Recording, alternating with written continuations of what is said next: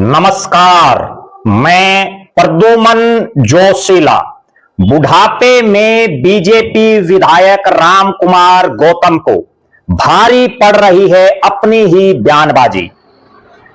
बिना नाम लिए जिस तरह से उन्होंने शब्दों का इस्तेमाल किया, उनसे आहत होकर के खाप पंचायत प्रतिनिधियों ने बुला ली है पंचायत। आर पार की लड़ाई लड़ने के मूड में खापे।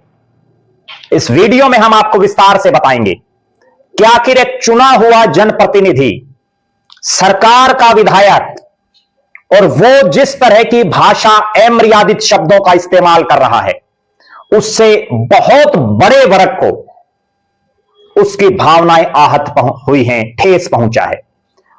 और उन्होंने डंके की चोट पर ऐलान कर दिया है कि पंचायत में ही अब फैसला होगा।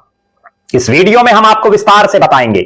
उससे पहले आप सभी दर्शकों से अनुरोध है कि YouTube पर हमारे चैनल को सब्सक्राइब करें, बेल आइकन घंटी का बटन अवश्य दबाएं, वीडियो को ज्यादा से ज्यादा शेयर करें, वीडियो को हाइप जरूर करें, अपने विचार कमेंट के माध्यम से जरूर रखें। Facebook, Instagram, Twitter, x, threads पर हमें फॉलो और लाइक जरूर करें। जो दर्शक निष्पक्ष, निर्भीक और स्वतंत्र पत्रकारिता में विश्वास रखते हैं, वो हमें निरंतर आर्थिक सहयोग जरूर करें। उसके लिए आप हमारे मोबाइल नंबर 94 166 74 472 94 166 74472 पर गूगल पे या फोन पे जरूर करें।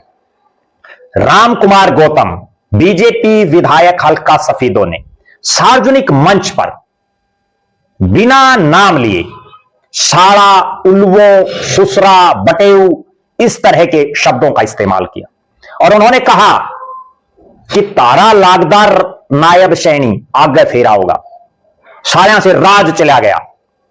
जिस तरह की उन्होंने भाषा का इस्तेमाल किया, हालांकि उसके बाद उन्होंने कहा कि उनके शब्द गलत थे, लेकिन खाप पंचायतें हरियाणा में, चूंकि खापों का एक बहुत बड़ा रोल हमेशा से रहता है, उन्होंने एक बड़ी लड़ाई लड़ने का मूड बना लिया है। और इसी के मद्देनजर 7 दिसंबर 2025 को हांसी, जो खापों का बड़ा गढ़ माना जाता है, हांसी के अंदर जाट धर्मशाला में एक पंचायत का आयोजन जाट समाज की तरफ से किया जा रहा है। 7 दिसंबर को आर पार की लड़ाई लड़ने के मूड में है ये खाप पंचायतें, और इस दिन ये फैसला करेंगे कि जिस तरह की भाषा शैली राम कुमार सैनी प्रयोग कर रहे हैं, उस पर क्या फैसला लिया जाए। क्या ऐसा निर्णायक निर्णय हो जिससे उनकी जो बयानबाजी है उस पर किसी तरह की रोक लगे। जो पंचायत में बुलाने के लिए जो एक संदेश जारी किया गया है, मैं पहले वो आपको पढ़ करके सुना देता हूं, फिर आपको सब समझ आ जाएगा। दिनांक 7 दिसंबर 2025 को हांसी के अंदर जाट धर्मशाला में एक पंचायत का आयोजन जाट समाज की तरफ से किया जाएगा, जिसमें जाट समाज के और खापों के मौजूद आदमी इकट्ठा होने जा रहे हैं। इस पंचायत का उद्देश्य एक असभ्य विधायक राम कुमार गौतम द्वारा जो जाट समाज को गालियां दी गई हैं और टिप्पणी करी गई है, उसके बारे में अपना विरोध प्रकट किया जाएगा। साथ ही भविष्य में इस तरह की बयानबाजी कोई भी नेता ना करे या कोई राजनीतिक दल नहीं करे, उसके ऊपर भी अपने अपने विचार रखे जाएंगे। तो आप सभी साथियों से अनुरोध है कि जाट समाज के जो बुद्धिजीवी वर्ग हैं, खापों के प्रतिनिधि हैं, वह 7 दिसंबर 2025 को सुबह 10 बजे हांसी जाट धर्मशाला में पहुंचें, वह अपने अपने विचार प्रकट करें। निवेदक प्रधान बलवान सिंह मलिक, सातबास खाप, अशोक सातबास। यह मैसेज वायरल है और इस मैसेज में बिल्कुल स्पष्ट है कि भले ही बिना नाम लिए राम कुमार गौतम ने अमर्यादित शब्दों का इस्तेमाल किया, असंसदीय शब्दों का इस्तेमाल किया, उसके बावजूद जाट समाज अब उनको बख्शने के मूड में नहीं है, सार्वजनिक तौर पर माफी मंगवाने के मूड में दिखाई दे रहा है। हालांकि राम कुमार गौतम ने जो उनका भाषण रहा, उसमें उन्होंने कहीं भी किसी जाति का नाम नहीं लिया, कहीं भी किसी आदमी का नाम नहीं लिया, लेकिन जो उन्होंने कहा कि सालों से राज चला गया, यानी राज किससे चला गया, यह राम कुमार गौतम को क्लियर करना चाहिए। और उनको यह भी क्लियर करना चाहिए कि उन्होंने कहा कि उल्लू वो हरियाणा सबका है। कौन है उल्लू? और उनको यह भी क्लियर करना चाहिए कि आगे भी आओगा नायब सैनी थारा लागदार, आखिर वो किसका लागदार है। और जिस तरह की वो भाषा शैली का इस्तेमाल कर रहे हैं, कभी सुसरा शब्द का इस्तेमाल कर रहे हैं, कभी कह रहे हैं कि बटेऊ चूरमा खा गया। कौन बटेऊ, किसका बटेऊ? एक विधायक हैं, कोई आम नागरिक नहीं है, कोई गली में चलता फिरता शख्स नहीं है, बल्कि एक ऐसा शख्स है जो 3 बार विधायक है और जिन 2 विधानसभा क्षेत्रों से वो विधानसभा में गया है उनमें भी जाट समाज के बहुत बड़े पैमाने पर वोट हैं।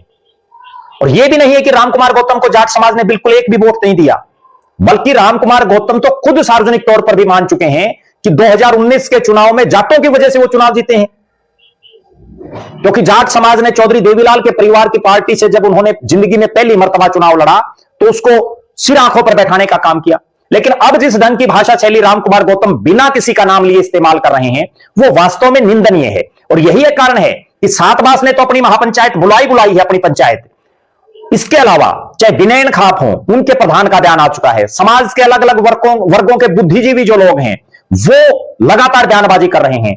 और विपक्षी दलों के नेता, चाहे कांग्रेस के दीपेंद्र सिंह हुड्डा हो, इंडियन नेशनल लोकदल के सुप्रीमो अभय सिंह चौटाला हो और जेजेपी के नेता हो, वो सब भी लगातार कह रहे हैं कि हरियाणा में एक बार फिर से ऐसा माहौल बनाने का प्रयास किया जा रहा है जो माहौल 2016 में जब राजकुमार सैनी बार बार इस तरह के बयान दे रहा था और जिस पर उस समय की भारतीय जनता पार्टी की मनोहर लाल की सरकार ने कोई अंकुश नहीं लगाया, और उसका परिणाम यह रहा कि 2016 में बहुत बड़े स्तर पर आपस में जो जातीय एक विभाजन टाइप में दिखा, आपस में जातियां ही एक दूसरे के सामने खड़ी हो गई।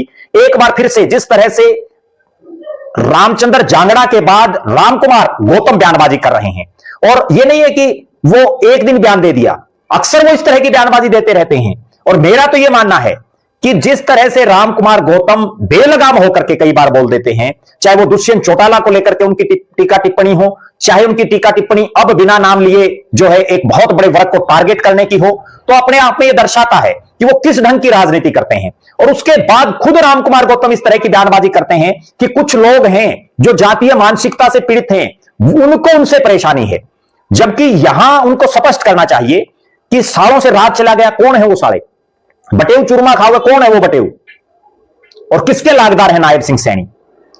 अब जो खाप पंचायतें हैं और जो खाप पंचायतों के प्रतिनिधि हैं, उन्होंने एक ऐसा मूड बना लिया है कि रामकुमार गौतम को लेकर के कोई कड़ा फैसला लेने की जरूरत है। बहरहाल आप दर्शकों की क्या राय है? जिस तरह की बयानबाजी रामकुमार गौतम कर रहे हैं, आप क्या मानते हैं? वो बिना नाम लिए बोल रहे हैं, आप इसका अभिप्राय क्या समझ रहे हैं? जिस तरह से रामकुमार गौतम लगातार बोल रहे हैं, उनको किसकी शह है, यह भी एक बहुत बड़ा सवाल है। और जो खाप पंचायतें अभी जो पंचायत होगी उसको लेकर के आप क्या मानते हैं कि उसमें क्या फैसला होना चाहिए? अपनी बेबाक राय जरूर रखें।